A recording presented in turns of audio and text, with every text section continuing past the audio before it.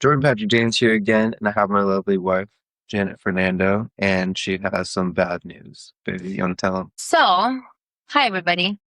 Um, so bad news. I was laid off early June and it's the end of July now.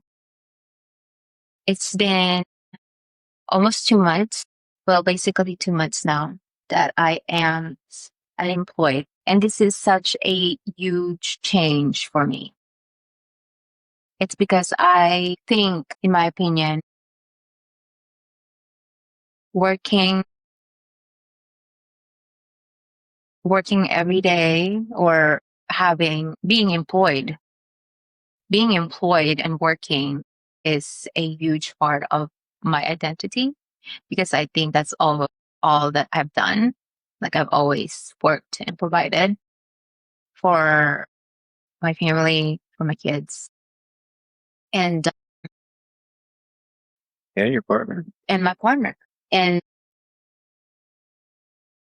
it's hard to navigate through this whole thing, but it had made me see a lot of things that I missed out because I was always working. And I feel like this is a redirection for me yet again over rejection. At first, when I had found out that I was being laid off, it was a total shock because I've never been laid off in my whole entire working career. I worked in medical field for more than a decade and I did a whole 360 of career change and went to a financial technology company and worked for them for about a year and 6 months almost. And the company had decided to do a huge structural changes and my role as a scrum master was eliminated. And at first it was all mixed emotions, right? Because I felt like I was being rejected. And so all this negative emotion came rushing through. Like, first of all, the worry of the loss of the source of income. And like the self doubt came rushing through. Like, I did not do well enough. Like I thought I was doing all the great feedback that I have gotten with from my managers was very positive. And I thought that I was like meeting expectation and I was doing, what I'm supposed to do the best I know how. But later on, I realized that that was something that I can't control. And it happens a lot with a lot of people when they work for companies in corporate in general. A lot of layoffs has been happening. AI is very much big part of the reason of it. It is because we all know that AI is very expensive. And so a lot of maybe position that they thought that they can maybe delegate to somebody else that also has the skills. Maybe they thought that that was the better route to save more money or to cut expenses, to be able to utilize AI, to integrate with AI within the company. All in all, in general, is to build a better workflow, or, you know, be more, I don't know, like what's the general, reason why every company is now utilizing AI? It's for what? Better productivity, right?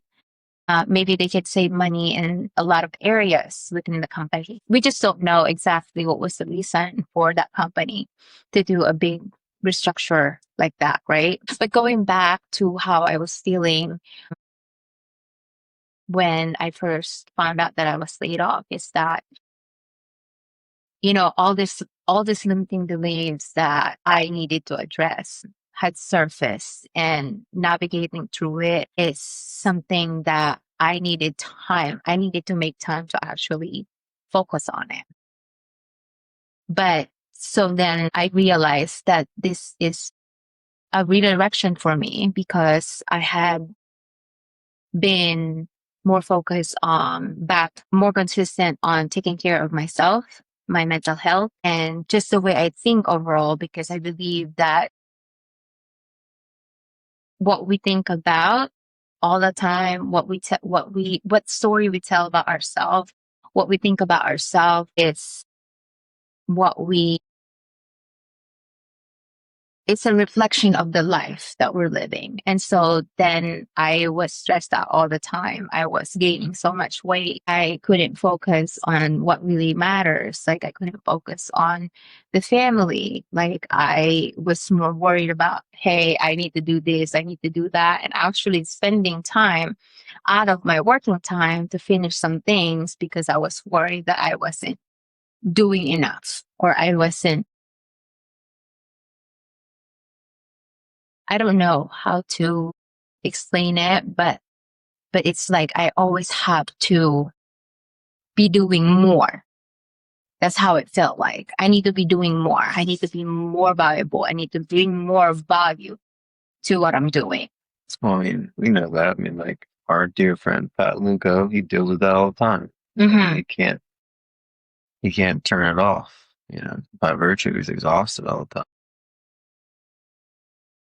I feel like I focus more on what the leadership would think about me or what the people would think about me, or I focus more on those thoughts than actually focusing on myself and the task in front of me.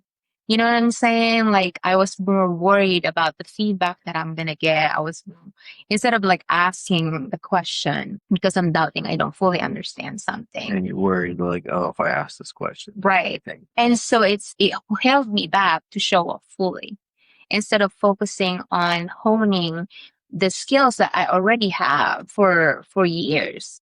You know, like in previous company, I was more confident with my people skills and how I communicate. And all of a sudden I went through a whole different thing and I felt like I wasn't capable. Which I would argue that in your previous occupation, that was objectively harder because you're dealing with people who you're sticking needles and just can't leave for 4 hours and are obviously uncomfortable, and you're able to like communicate. But then, right, communicating with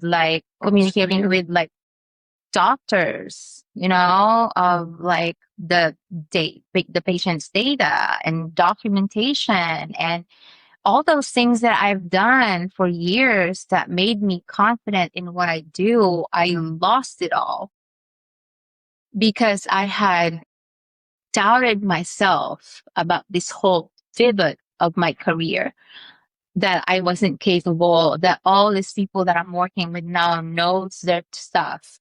And I'm over here new to this place, new to these people. And so I thought about what other people think more than I thought about what do I think about myself here? Like, what value can I bring? What can I do to actually, better myself to fully show up in my role? To add value to the team, to actually drive results. Instead of that, I focus on I don't really know what I'm doing, or that's more of the thought that I was having the whole time. And so the stress was there, not being effective in the way that I speak because I'm always constantly judging myself in the back. And first of all, English is not my first language.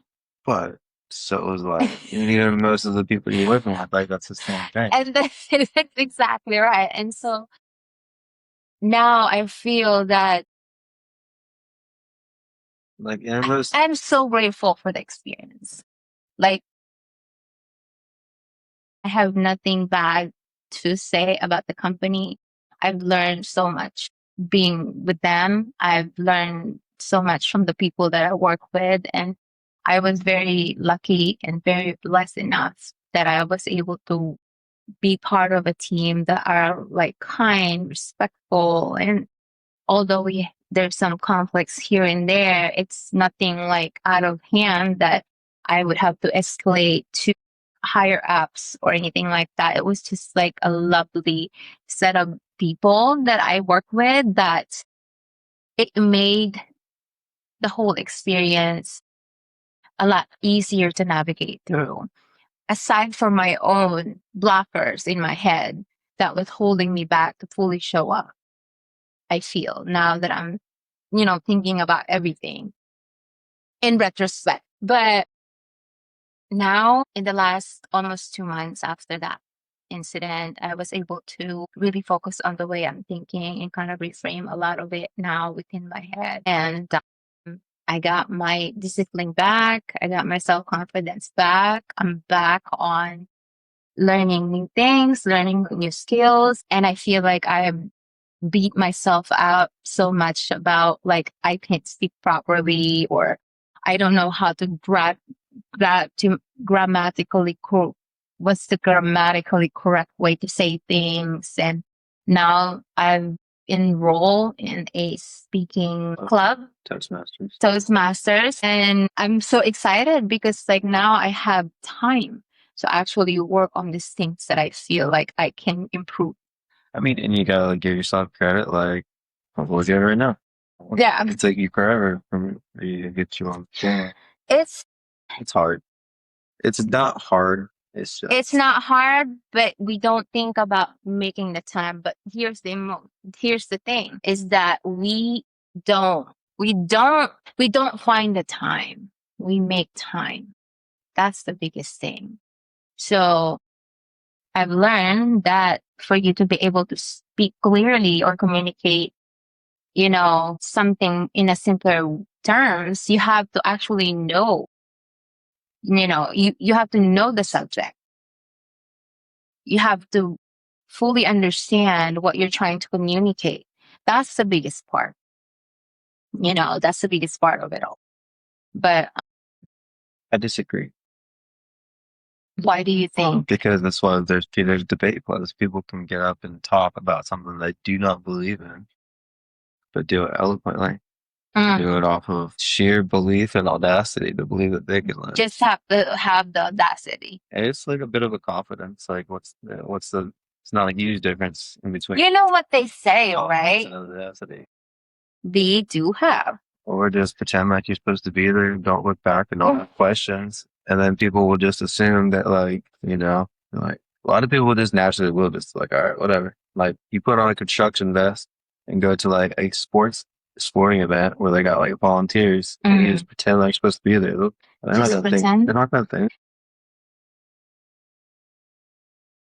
That's what it is, right? Like, when you say that, think about taking up space.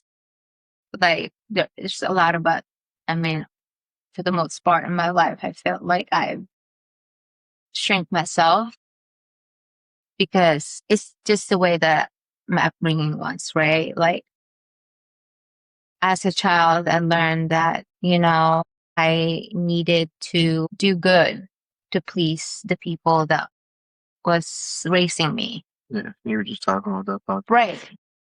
Like, I have to like make sure that I'm always doing good so I actually get the attention, the right attention that I need from them, or I don't, so that I don't get in trouble. I need to just always do good. You know what I mean? I need to be good. I need to behave. I need to do this. I need to follow. Right. Like I need to follow everything that they're saying so they don't get mad or, go ballistic or whatever. But yeah, that's what I learned. I learned that I am a people pleaser because of that. And so that's the big hindrance too in this role. And I feel like I was more a people pleaser than actually a servant leader of like,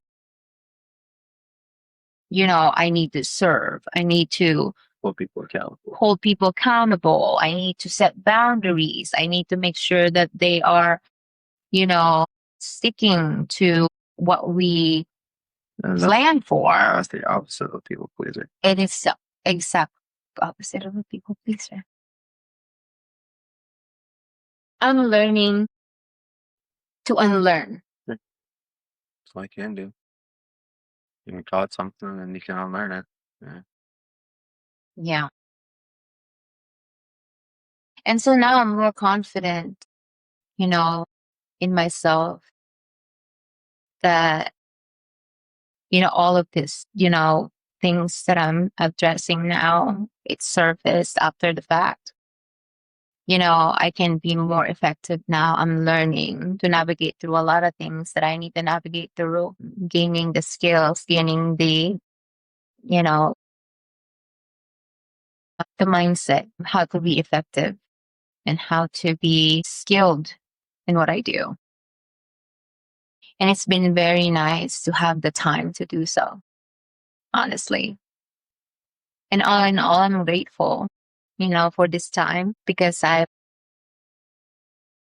been able to have the space and the time to reframe my head, reinvent myself, know parts of myself that I've never met before or experienced before. Reinvest in the family. Reinvest in the family, reinvest in myself again.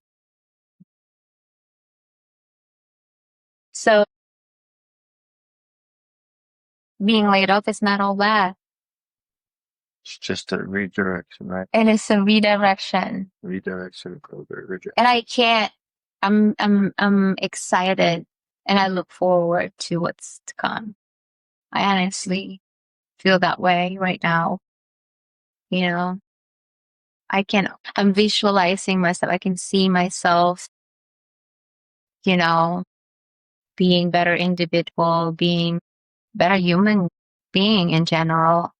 And so then it feels, into this role that I can effectively handle, my job a lot better, more strategic, wiser, more knowledgeable, more skilled, more efficiently, more organized, clear headed. I think that's the biggest thing is to have a clear head so you can actually show up fully in everything that you do. I think that's why it's important to take pauses like this. Yeah. And it's not bad idea. It's not a bad idea to actually build your emergency fund and your fuck you money to be able to just step back. That's one thing that I learned too. Like I don't have to constantly have a job. You know what I mean? Or to constantly be working and then just take off for 2 weeks. I can build something up and be like, I'm gonna take off for 2 months because I deserve. I deserve to step back and, fill my cup, refill my cup and do things for myself, for the family, reconnect with the roots. I think everybody should think about that, and it's hard. I get it because, we have bills that comes every month, all this financial responsibility that we have to have. And it's because of the level of the lifestyle that you choose to, right? But I think the more simple we live our lives, the better. Because a lot of us, we overcomplicate things like when we level up in life, we make more money. And so we buy more things that are more liability than anything. And it raises the standards of like money wise. Luxury becomes necessity. Right. Exactly. Instead of just like living simple below your means. And then, you can take time to travel. See, we can carry that into another episode because then we start talking about AI and get into about that AI doc that I was telling you about. Because then that's a whole other question.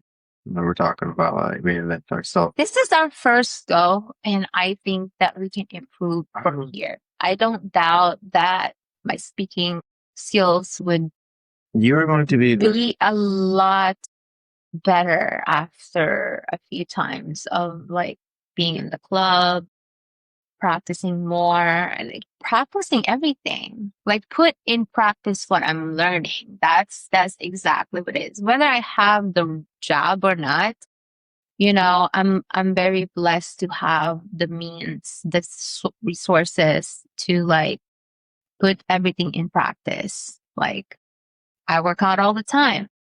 I learning new things. Like I've never done Muay Thai before. I've never done Jiu-Jitsu before, but I'm here learning new things. So that's the thing is that you, what is this called? Exposure therapy. The more you do, the more you expose yourself to the thing, the more you get better at it. I think you would be surprised at how well you speak, like already when you just like talk. When I just talk and I don't think about it too much. You don't think about it too much. So, we won't think about ending this too much. We'll go like, all right, thanks for joining us. We'll talk to you later. Oh, and there it is. And then we do this to end the month. And you're gonna be like, you can fight. I just wonder like how other people navigate through the same situation.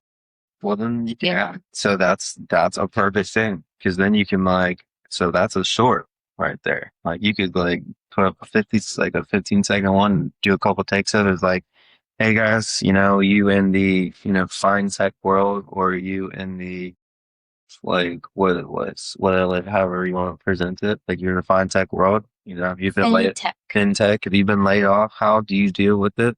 How did you recoup? How did you rebound? How did you take the time? Let us know, you know,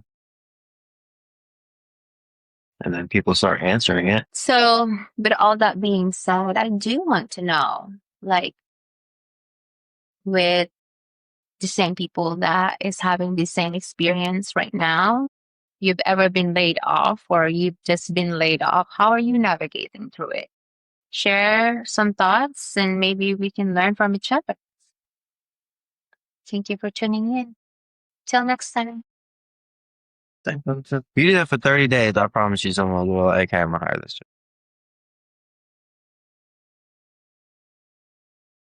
It was